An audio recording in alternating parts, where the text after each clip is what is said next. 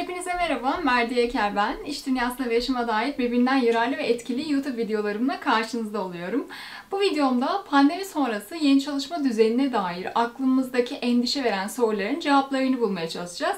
Ayrıca bu konuda sizin de fikirlerinizi merak ediyorum. Videonun altına bu süreçle ilgili yorumlarınızı bekliyorum. Desteğinizi göstermek adına kanalıma abone olup videoyu beğenmeyi unutmazsanız çok sevinirim. Hadi başlayalım o zaman.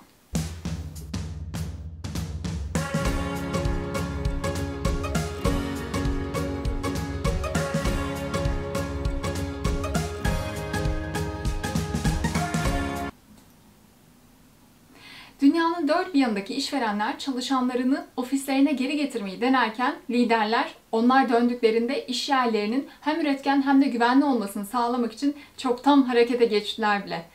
Ofislere iyi tasarlanmış bir dönüş, bu rollerini yeniden icat etmek ve yetenekler için daha iyi bir deneyim oluşturmak, işbirliğini ve verimliliğini geliştirmek, maliyetleri düşürmek ve birçok adım için kullanılabilir. Nihayetinde bu yeniden inşanın amacı insanların işlerinden yeniden zevk alabilecekleri, meslektaşlarıyla işbirlikleri yapabilecekleri ve kuruluşların hedeflerine ulaşabilecekleri güvenli bir ortam sağlamak. Pandemi yeni çalışma yöntemlerinin benimsenmesini zorunlu kıldı. Bu süreçte kuruluşlar çalışanlar için güvenli, üretken ve keyifli işler ve yaşamlar yaratmada işlerini ve ofislerini, rolünü yeniden tasarlayarak dönüştürmek durumunda kaldı. Burada söyleyeceğim şeyler sadece şirket sahiplerini değil, yeni mezunları da dahil herkese ilgilendiriyor. Çünkü bu dönüşüm sürecinde yeni mezunlar da beklentilerini iş hayatına katılma şekillerini dönüştürmeliler. Unutmayın, bu süreç sizin lehinize işliyor. Covid-19 benzeri görülmemiş insani zorluklar getirdi. Bu süreç büyük iş trendlerini sıfırlarken İK liderlerinin iş gücü ve çalışan planlaması, yönetimi, performansı ve deneyim stratejilerini yeniden düşünülmesini gerektirdi. Salgından önce genel kanı ofislerin üretkenlik, kültür ve yetenek savaşını kazanmak için kritik önemde olduğu yönündeydi. Şirketler birinci sınıf ofis alanları için yoğun bir şekilde rekabet etti ve çoğu işbirliğini teşvik eden çözümlere odaklandı. Tabii bu süreçte şirketlerin İK liderlerine büyük iş düşüyor. Çünkü yeni düzende eski tip bakış açısıyla var olamazsınız. Bu süreç herkesin zorunlu olarak dönüştürüyor. Bu bir öğreti. Bunu anlayıp kabullenmek lazım.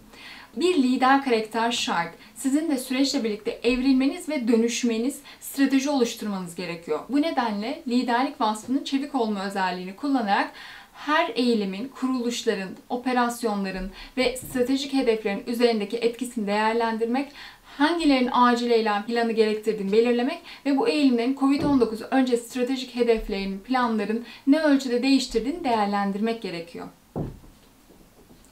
Kuruluşlar maliyet tasarrufu sağlayan bir önlem olarak tam zamanlı çalışanları koşullu çalışanlarla değiştiriyor.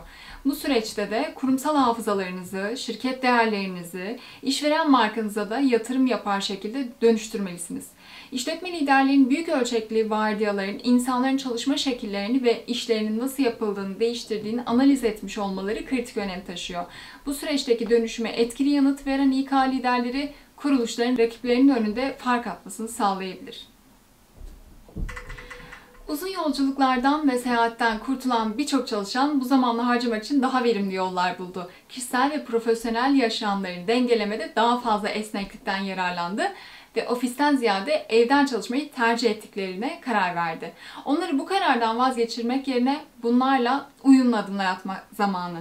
Ofisler yeniden açıldıktan sonra bile ofislere yönelik tutumlar muhtemelen dönüşüme ve gelişime devam edecek. Şu aklımızı meşgul eden sorulara bir göz atalım. Kurumsal kültürler ve topluluklar fiziksel etkileşim olmadan zamanla aşınır mı? Planlı ve plansız işbirliği anları bozulur mu? Mentorluk ve yetenek gelişiminde önemi azalır mı? Evden çalışmak kalıcı değil, geçici olarak görüldüğü için mi başarılı oldu? Her organizasyon ve kültür farklıdır. Her bir çalışanın işveren tarafından sağlanan koşulları da farklıdır. Birçoğu bu yeni deneyimin tadını çıkararak keyif alırken diğerleri bundan yoruldu, bir an önce eski düzenine geri dönmenin hayalini kuruyor. Bazen aynı insanlar farklı zamanlarda farklı duygular yaşarlar. Birçok türde iş yapan çalışanların deneyimleri arttı, diğerleri için ise maalesef final çanları çaldı. Sanal işbirliğinin birçok varyasyonu iyi çalışırken diğerleri bir sarsıldı. Bazı insanlar bu süreci mentörlük alarak meslektaşlarıyla gelişigüzel planlanmamış önemli konuşmalara katılarak zamanlarını kendilerini geliştirerek değerlendiriyor. Diğerleri ise tamamen sürecin bitmesine odaklanmış, endişeli bir bekleyişte. Şunu bilmek gerekir ki herkese uyan tek bir çözüm yolu yoktur. Önce insan. Kuruluşlar daha uzak iş yerlerine gittikçe çalışanların dijital olarak işbirliğini ayarlayabilmek için kritik yetkinlikleri keşfedilebilir. Uzaktan bağlantılı çalışma ortamı için performans, hedef belirleme ve çalışan değerleme süreçlerinin nasıl düzenlenip önceden tasarlanabilir. Çalışanların bir sonraki role hazırlamak yerine kariyer gelişimleri için potansiyel olarak birden fazla fırsat açan kritik beceriler geliştirmeye teşvik edilebilir. Kritik becerileri sahip olmayanlar ise daha fazla kariyer geliştirme desteği sunulabilir. Sanal giriş ve çıkış, iş bilgisayarı izleme ve çalışan e-postalarını veya dahili iletişim izleme gibi yöntemlerle dijitalleşme ile ilgili projeler geliştirilebilir. Bazı şirketler üretkenliği takip ederken diğerleri ise çalışan deneyimi daha iyi anlayabilmek için çalışan bağlılığını ve refahını izlemeye odaklıdır. İK liderlerinin performans yönetim sistemlerinin esnek çalışanlar için nasıl geçerli olduğunu değerlendirmeleri ve tam zamanlı meslektaşları ile aynı avantajlardan yararlanıp yararlanmayacaklarını belirlemeleri gerekecektir. Bu süreçte bazı kuruluşlar insanın refahına öncelik vermişken bazıları ise çalışanları çok az destekle yüksek riskli koşullarda çalışmaya itmiştir. Uzaktaki ve sahadaki çalışanlar farklı muamele görmüşse eşitsizlikler ele alınıp ekip kültürüne dahil edilip bir kapsayıcılık kültürü oluşturulmalıdır.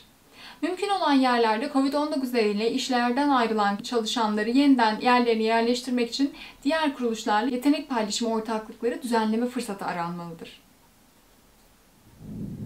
Daha duyarlı bir organizasyon oluşturmak için çevikliği ve esnekliği artırmak ve süreçlerin nasıl esnek olabileceğini resmileştirmek için sonuçlar etrafında roller ve yapılar tasarlanmalıdır. Ayrıca çalışanlara çeşitli uyarlanabilir ve esnek roller sağlanmalı. Böylece işlevler arası bilgi ve eğitim edinebilirler. İşletmenin bir bölümünün ihtiyacı olan şey başka bir yerde çalışmayabilir. Organizasyonel karmaşıklık kariyer yolunu zorlaştırdığından yeniden beceri kazandırma ve kariyer geliştirme desteği sağlanabilmelidir. İşin nasıl yapıldığını yeniden yapılandırın. Kuruluşlar işbirliğine devam etmek ve en önemli süreçlerin uzaktan yürütülebilmesini sağlamak için zorunlu olarak bu sürece adapte olmuşlardır. Çoğu pandemiden önce yapılanları taklit ederek mevcut süreçleri uzaktan bağlamlarına kopyalayarak devam ettirmiştir. Herkesin bu başarıyı sağladığını söylemek doğru olmaz. Kuruluşlar her bir işletme, coğrafya ve işlev için en önemli süreçleri belirlemeli ve genellikle çalışanların katılımıyla bunları tamamen yeniden tasarlamalıdır. Unutulmamalıdır ki yeni düzende nihai olarak şirket çalışana verdiği değerle yükselecektir. Daha önce örneğin kuruluşlar bir toplantı düzenleyerek, beyin fırtınası yaparak ortaya çıkan fikirleri iyileştirmeye çalışmış olabilirler. Yeni bir süreç, dijital bir kanalda eş zamansız olarak beyin fırtınası dönemini ve kuruluşun her yanından fikirlerin birleştirilmesine ve ardından açık bir video konferansla iyileştirme dönemini içerebilir. Kuruluşlar ayrıca değer ve kültürleriyle bu kültürü teşvik eden etkileşimler, uygulamalar, ritüeller üzerine düşünmelidir.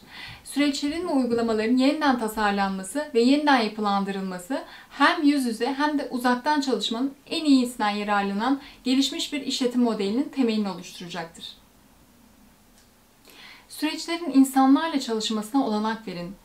Geçtiğimiz birkaç yılda yetenek için rekabet her zamankinden daha şiddetli oldu. Kuruluşlar nasıl çalıştıklarını yeniden yapılandırdıkça, uzaktan neleri yapabileceğini görebildikçe hangi rollerin bizzat ve ne ölçüde yerine getirilmesi gerektiğine karar verebilirler. Roller uzaktan çalışmanın sağlayabileceği değer dikkate alınarak çalışan özelliklerine göre yeniden sınıflandırılabilir. Aslında yetenekli insanlar seçtikleri şehirlerde yaşayabilirler. Bu da daha düşük yaşam maliyetin ve sevdikleri insanlara ve yerlere yakın olabilecekleri gibi merkeze aylık bir ziyaret veya ortak bir yerde meslektaşlarıyla bir toplantı yeterli olabilir. Bu yaklaşım bir kuruluşun erişebileceği yeteneklerin kalitesine ve bu yeteneğin maliyeti üzerine derin etkisi olan hem işverenler hem de çalışanlar için kazanan bir model olabilir. İş yerinizi yeniden tasarlayın. Hepimizin tipik bir ofisin neye benzediğine ve nasıl hissettirdiğine dair fikirleri var. Ofisler son 10 yılda bazı şekillerde farklılaşmış olsa da Covid-19 sonrası bir dünya için tamamen yeniden düşünülmeli ve dönüştürülmelidir. Uzaktan gerçekleşemeyen etkileşim türlerini desteklemek için özel olarak tasarlanmış çalışma alanları oluşturabilirler. Peki sorulara devam edelim. Kuruluşlar tüm çalışanlardan evden çalışmalarını mı istemeli? Yalnızca bunu yapamayanlar için ofis alanına ihtiyaç duyulduğunda çalışanların yaşadığı yere yakın ofisler daha iyi bir çözüm mü? Geleceğin ofiste teknoloji, çalışanların ofis binalarına geri dönmelerini ve aşı tüm dünya çapında bulunmadan önce güvenli bir şekilde çalışmalarını sağlamada merkezi bir rol oynayacağı açıktır. Dijitalleşmeye artık hak ettiği önem sırası verilecektir. Kuruluşların hangi çalışanların ofise gelebileceklerini, ne zaman girip yerlerini alabileceklerini, ofisin ne sıklıkla temizlendiğini, hava akışının yeterli olup olmadığını yönetmeleri gerekecektir. Üretkenliği ve işbirliğini öğrenmeyi sürdürmek ve kurumsal kültürü korumak için fiziksel olarak ofiste ve ofis dışında olmak arasındaki yüksek önem derecesi yok sayılmalıdır. Her zaman açık video konferans, kusursuz yüz yüze ve uzaktan işbirliği alanları ve eş zamansız işbirliği ile çalışma modelleri fütüristik fikirlerden artık standart uygulamaya hızla geçecektir. Varlığınızı yaratıcı bir şekilde yeniden boyutlandırın. Ofisleri yeniden icat etmek için dönüştürücü bir yaklaşım gerekli olacaktır. Bazı şirketler çoğu genç yetenekleri çekmek ve bir bağlantı, enerji duygusu yaratmak için gerekli gördüğü büyük şehirlerde bunları bulundurmaya devam edecektir. Bu değişiklikler sadece değişim nasıl yapıldığını iyileştirmekle kalmaz, aynı zamanda tasarruf da sağlar. Emlak grupları bazı durumlarda ev sahipleriyle kazan kazan yaklaşımları oluşturarak amaca uygun alan tasarımlarını hızla geliştirmek için işletme ve İK ile işbirliği yapmalıdır. Tamamen sanal bir modele geçenler onların neredeyse ortadan kaldırabilir. Her ikisi de çalışanları birçok farklı yerde çalıştırarak organizasyonel dayanıklılıklarını artırabilir ve risk düzeylerini azaltabilirler. Çalışan bağlılığı için çalışmalar yapın. Pandemi, işverenlerin çalışanların mali, fiziksel ve zihinsel refahında genişletilmiş bir rol oynama eğilimini artırdı. Destek, iyileştirilmiş hastalık izni, mali yardım, ayarlanmış çalışma saatleri ve çocuk bakımı gibi hükümler içerir. Bu tür önlemleri kullanmak, çalışanların fiziksel sağlığını ve duygusal refahını iyileştirmenin etkili bir yolu olabilir. Eğer bu dönüşümü hala kabullenmeyip her şey eskisi gibi olacak diye bekliyorsanız bir silkelenin ve yeni düzene adapte olmaya bile değil, liderlik edecek stratejiler hazırlamaya odaklanın. Bu süreç zorlu ama bizi daha ileriye götürecek tetikleyici bir öğreti.